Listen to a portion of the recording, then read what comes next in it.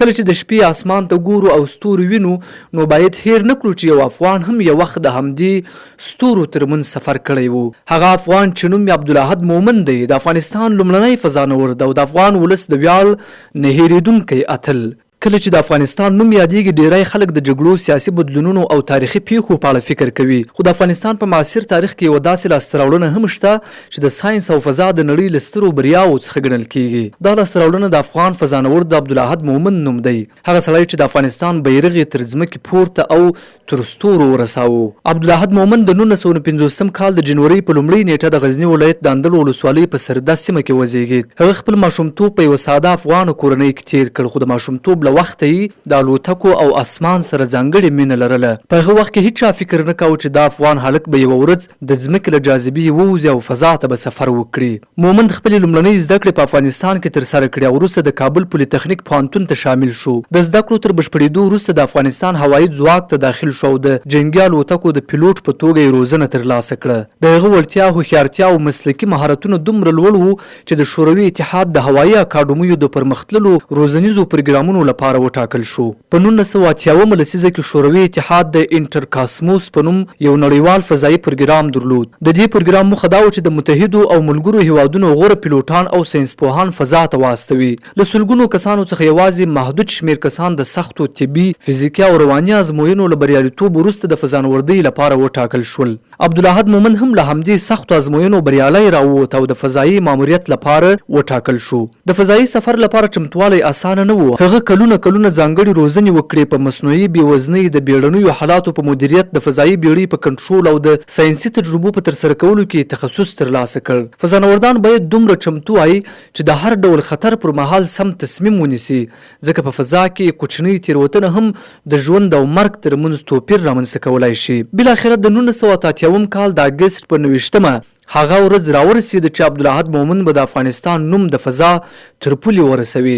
نوموړي د سویز TM-6 فضایي بیړۍ له لارې د قزاقستان د بایکانور فضایي مرکز څخه خپل تاریخي سفر پیل کړ. د توغندي د انجنونو له فعالېدو سره بیړۍ په زرګونو کیلومتره سرعت اسمان ته وخته او په څو دقیقو کې د ځمکې جاذبه شاته پرېښوده. د سفر له پیل وروسته فضایي بیړۍ د میر فضایي تمځای سره ونښلوله. میر په هغه وخت کې د نړۍ تر ټولو پرمختللی فضایي تمځای و او د ځمکې شاوخوا په مدار کې حرکت کاوه. عبدالاحد مومن هلته نږدې 9 ورځې تېرې کړې او ګڼ شمېر ساینسي تجربې یې ترسره کړې. هغه د انسان پر بدن د بېوزنۍ اغېز وڅېړه، د ځمکې د سطحې انځورونه یې واخیستل او په مختلفو څېړنیزو پروژو کې یې برخه واخیسته. د هغه ماموریت یو تر ټولو تاریخي شیبه هغه وخت و چې له فضا څخه یې له خپلې مور سره په پښتو ژبه خبرې وکړې. په دې سره پښتو ژبه د نړۍ له هغو ژبو څخه شوه چې د فضا له مدار څخه پرې خبرې وشوې. دا د افغانستان او پښتو ژبې لپاره یو نه هېرېدونکی ویاړ و. ویل کېږي چې عبدالاحد مومن قرآن کریم هم له ځان سره فضا ته وړی و. نوموړي وروسته ویلي چې کله یې ځمکې ته له فضا څخه وکتل نو د انسان ترمنځ پولې، اختلافونه او جغرافیایي ویشونه نه ښکارېدل. له فضا څخه ټوله ځمکه د انسانانو ګډ کور ښکاره کېده. عبدالاحد مومن په ټولنیز ډول 8 ورځې 20 ساعته او 26 دقیقې په فضا کې تیر کړي. وروسته د سویز TM-5 فضایي بیړۍ په وسیله بیرته ځمکې ته راستون شو. د هغه بریالي ماموریت افغانستان د نړۍ د هغو محدودو هیوادونو په کتار کې شامل کړ چې یو وګړی فضا ته استولی و. خو د هغه ژوند یوازې تر دې بریا محدود نه و. په 1990 لسیزه کې د افغانستان د سیاسي بدلونونو او جګړو له امله نوموړی جرمني ته کډه شو. هلته یې خپل ژوند ته دوام ورکړ، خو د افغان فضانورد په توګه یې شهرت او مقام تل ژوندی پاتې شو. نن ورځ له څو لسیزو تېرېدو وروسته هم عبدالاحد مومن د افغانستان د علم، پوهې او پرمختګ یو روښانه سمبول ګڼل کېږي. د هغې کیسه یوازې د یو فضانورد کیسه نه ده، بلکې د یو افغان د ارادې، زحمت او بریا کیسه ده. هغه نړۍ ته وښوده چې افغانان هم کولای شي د ساینس او ټکنالوژۍ تر ټولو لوړو څوکو ته ورسیږي. کله چې د شپې اسمان ته ګورو او ستوري وینو نو باید هیر نه کړو چې یو افغان هم یو وخت د همدې ستورو ترمنځ سفر کړی و. هغه افغان چې نوم یې عبدالاحد مومن دی، د افغانستان لومړنی فضانورد او د افغان ولس د ویاړ نه هیریدونکی اتل.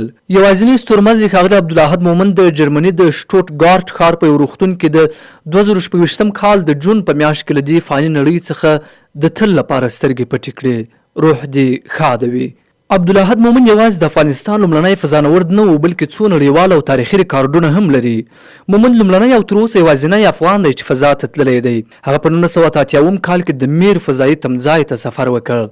د نړۍ څلورم مسلمان فضانورد دی. عبدالاحد مومن د نړۍ څلورم مسلمان و چې فضا ته ولاړ. تر هغه مخکې یوازې 3 مسلمانان فضا ته تللي وو. پښتو یې د فضا ژبه کړه. د خپل ماموریت پر مهال یې له خپلې مور سره په پښتو خبرې وکړې. له همدې امله پښتو د فضا لومړنیو ژبو څخه شوه او په رسمي ډول د فضا په چاپیریال کې وکارول شو. دا د پښتو ژبې لپاره یو تاریخي نړیوال ریکارډ ګڼل کیږي. هغه د افغانستان ملي بیرغ له ځان سره فضا ته یووړ او د افغانستان نوم یې د فضا په تاریخ کې ثبت کړ. ځمکې ته د راستنېدو پر مهال د سونز بیړۍ د کمپیوټري ستونزې سره مخ شو. مومند یوه مهمه تخنیکي تېروتنه ولیده او د عملي قومندانانو ته یې خبر ورکړ. همدغه کار د ماموریت د خوندي پای ته رسېدو سبب شو. ځینې فضایي تاریخ پوهان دا د هغه د مهمو لاسته راوړنو له ډلې ګڼي. کله چې عبدالاحد مومن فضا ته ولاړ عمر یوازې 29 کاله و. په هغه وخت کې هغه د نړۍ له تر ټولو ځوانو فعالو فضانوردانو څخه شمیرل کېده. په لنډه توګه د عبدالاحد مومن تر ټولو مشهور نړیوال ریکارډونه دا دي: د افغانستان لومړنی فضانورد، د نړۍ څلورم مسلمان فضانورد، د پښتو ژبې لومړنی ویونکی، د افغانستان نوم یې د فضا په تاریخ کې ثبت کړ. د لا نورو علمي او معلوماتي ویډیوګانو د کتلو په موخه خان میډیا یوټیوب چینل در سره وڅارئ.